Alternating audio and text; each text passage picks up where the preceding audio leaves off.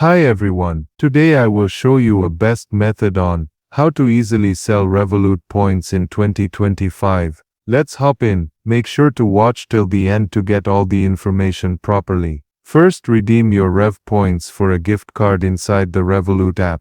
Open the app, navigate to the RevPoints section, and tap on gift cards. Choose a high demand brand.